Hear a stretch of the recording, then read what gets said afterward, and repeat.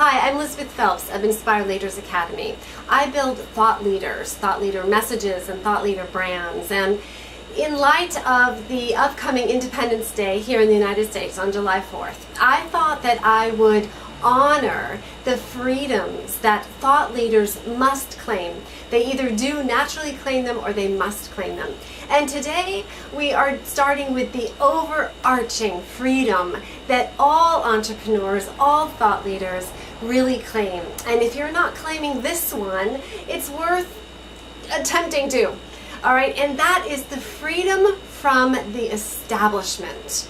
Freedom from the establishment. What is the establishment? The establishment is any institution, really. Anything that has put down rules for us to follow.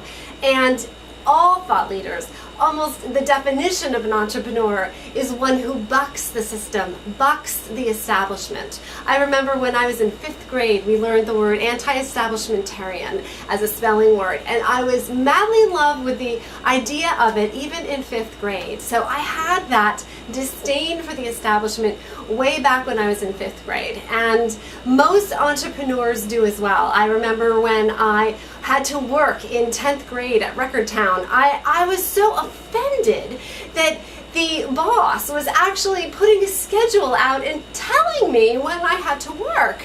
I was so offended by that, and I felt offended with every single boss that I ever had up until I was 28, I guess, and stopped working for the establishment. So if you do not feel this disdain for the establishment, for how things are being run and being told what to do, most likely you are going to be seduced by that establishment, by the promises that those institutionalized concepts say to you.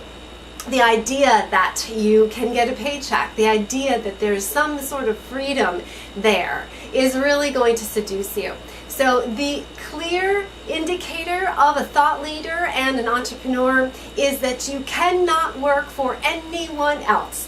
And that pain, the idea of having anything to do with the establishment, is far greater than any pain of working for yourself, the pain of facing rejection, the pain of all the tech work that you have to do. The learning curve is painful when you are working for yourself, but it doesn't compare to the pain of the establishment and working for the establishment. So on day 1 here of the video training series, Freedom to Lead, the first freedom is freedom from the establishment. And if you, again, have any kind of affinity for the establishment, for working for someone else, you will always be seduced into that, and you will never burn the boats.